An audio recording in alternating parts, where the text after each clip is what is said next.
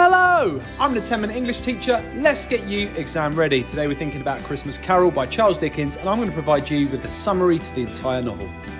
Before we get going, don't forget to like and subscribe. There are detailed summaries to every single stave or chapter of Christmas Carol, as well as many things to help you revise for the other texts you might be studying. Okay, a summary to the entire novel. So, A Christmas Carol starts with stave 1 or chapter 1. I'm going to walk you through the key events now. Stave 1 starts with detailed descriptions of Scrooge, the central character in A Christmas Carol. We find out he's as solitary as an oyster, as well as many things, all of them negative. Then we find ourselves in Scrooge's counting house. He's a moneylender and his nephew Fred comes to visit. It's Christmas Eve and he invites Scrooge to spend Christmas Day with them. At his house, Scrooge declines the invitation and Fred leaves. Then some charity collectors come and visit the counting house. They're collecting money for the poor and Scrooge declines to give them anything, instead asking, are there no prisons, which is where he thinks the poor should go. Scrooge is then bitter about the fact that Bob Cratchit gets one day a year on Christmas Day at his expense to spend with his family, and talks about the idea that Christmas is something that is deeply unfair. Scrooge then goes home, and when he gets to his front door, he sees the face of his long-dead business partner, Jacob Marley, in the door knocker. He goes inside to eat his supper, and he hears the sound of chains being dragged along the stairs and coming towards him. And then the door opens, and there is Jacob Marley's ghost. Jacob Marley's ghost talks to Scrooge about the fact that he wears chains and has to drag them through his afterlife, and that Scrooge will suffer the same fate unless he can learn from 3 visitors that are yet to come. Jacob Marley's ghost leaves and Scrooge falls into a deep sleep. That takes us to stave 2. I'll walk you through those events now. Stave 2 starts with the first of Scrooge's 3 visitors arriving. We've got the ghost of Christmas past. He's like a child, yet not so like a child as like an old man, and a clear bright jet of light comes from his head. He takes Scrooge to his school, where Scrooge sees a vision of himself as a child, and we start to pity Scrooge. This does, however, make Scrooge begin to change, and he thinks about a charity collector who he scared away from his door earlier on in the day. Then Scrooge sees a vision of his sister Fan, who has since passed away, and that makes him think about Fred, and he starts to feel guilty about the way he's treated him. Scrooge is then taken to see himself as an apprentice to someone called Fezziwig. He's having a ball, and this makes him think about the way he treats his employee, Bob Cratchit. The ghost of Christmas past then says to Scrooge that it's ridiculous that people could be so affected by something so small as generosity at Christmas, and Scrooge argues passionately in defence of Fezziwig, which shows he's starting to reflect. Scrooge is then taken to see Belle, his fiancée, and she's leaving him. She says, another idol has displaced me, a golden one, and she releases Scrooge from their relationship and engagement because he's become a different person. Tortured by those visions, Scrooge doesn't want to see anything more, but the ghost decides to take him to one more place, and he takes Scrooge to see Belle now, slightly in the future, where she is married with children, and she is laughing about the fact that Scrooge is sat alone in his counting house on Christmas Eve while his business partner Jacob Marley is on his deathbed.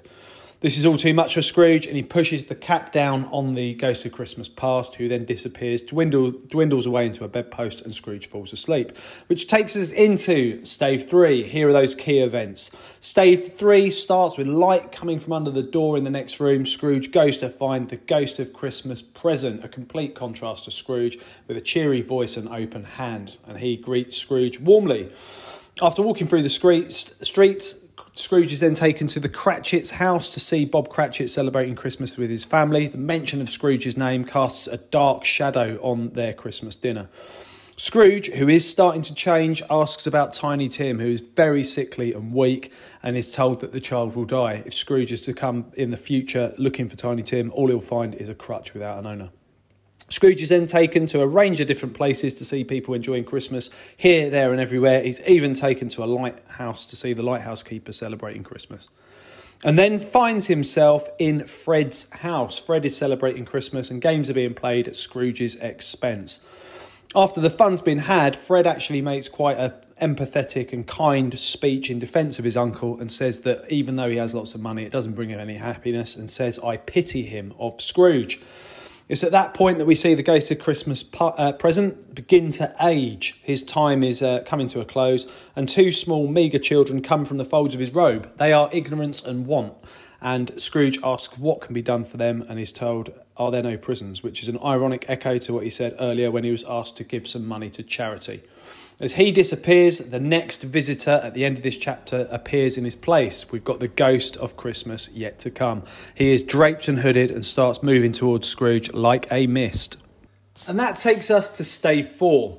Stave 4 begins with the ghost of Christmas yet to come, taking Scrooge through the streets of London. He ends up hearing about a funeral of a mystery person who is unnamed, and people are joking about that person's funeral and about the idea that no one will attend. We then go to a shop in a very strange and dark and rough end of town, where people have taken and stolen things from the home of the person who has died and are selling it. All sorts of things are being given to somebody called Old Joe to sell, things like spoons and cufflinks, but also the shirt off of the dead man's back. The laundress has taken that away from him because it was far too good for him to be buried in. Scrooge is then taken to see this mystery dead man. There's a sheet over the body. The ghost motions for Scrooge to lift the sheet, but Scrooge doesn't have the courage to lift it, and then begs to see someone who's been affected positively by this man's passing. He's then taken to see somebody called Caroline, who is wandering about her house, worrying about a knock on the door and about her financial ruin. Her husband comes home and says that their situation's changed because their creditor has died. Scrooge still hasn't managed to put the pieces together and realise that he is the person being spoken about. We're then taken to the Cratchit's house for a second time, and it's a very different scene altogether. Tiny Tim has passed away. He's upstairs, his body is upstairs in the bedroom, and Bob sits by it, completely broken by that loss, and it's a really tragic moment. Scrooge is then taken to the graveside of the man who has died, and it is revealed to him that it was he who was being mentioned and he who's passed away. At his graveside, he begs for another chance and says, if the courses be departed from, the ends will change. Wrestling with the ghost, he holds on to his robes and hand, and then the ghost disappears, and Scrooge, just as he has done before, falls back into his deep sleep. And then we've got the final chapter of the novel, or the novella, if you want to call it a smaller novel, which it is, chapter 5 or stave 5. And it begins with Scrooge waking up, and he realises that it's Christmas Day and he's been given another chance to lead an altered life. Scrooge looks out the window and he sees a small boy and calls upon him to go and buy the biggest goose he can and have it sent to the house of Bob Cratchit in Camden Town. He's going to anonymously give it to the Cratchit family and is really pleased in his plans to please that family. Then Scrooge goes and walks through the streets and he comes across the charity collectors from earlier on. He goes and speaks to them and makes his apologies and promises to give them a handsome donation that is to include back payments for all of the years that he's missed being generous. Scrooge then goes to Fred's house and enjoys the Christmas that he'd seen with the Ghost of Christmas Present. So he goes and takes part and has a wonderful time with Fred. And then the novel is drawing to an end. It is the next morning. It's Boxing Day, not a bank holiday at that time, and Scrooge is awaiting the arrival of Bob Cratchit. It's 9 o'clock and he's not there. He turns up about 18 minutes late. Scrooge makes Bob think that he's about to be sacked, but instead says, let's talk about raising your salary over a nice bowl of something called Old Bishop, I think it is. And he promises to support Bob and his family a lot more. And the novel ends with a little paragraph, a nice denouement, explaining that Scrooge became a really great man who was known for his laughter, and he kept his word to look after Bob and his struggling family, and that Tiny Tim did not die. And that is the end of A Christmas Carol. Okay, to take it further, use the play bar to take yourself back to the very beginning of stave 1. So go back to the beginning of this video, and then all you need to do is mute the sound. Can you walk yourself through the entire novel as the captions change colour? If you struggle to record a key moment, unmute the sound and then you'll hear from me and you'll be able to find out what that significant moment was. Do this a couple of times and you'll know the novel off by heart and you'll be a complete expert. Okay, check out the other videos on my channel. I'll continue to add content and feel free to ask for something you'd like to see me cover in the comments section. Don't forget to like and subscribe and share and keep revising.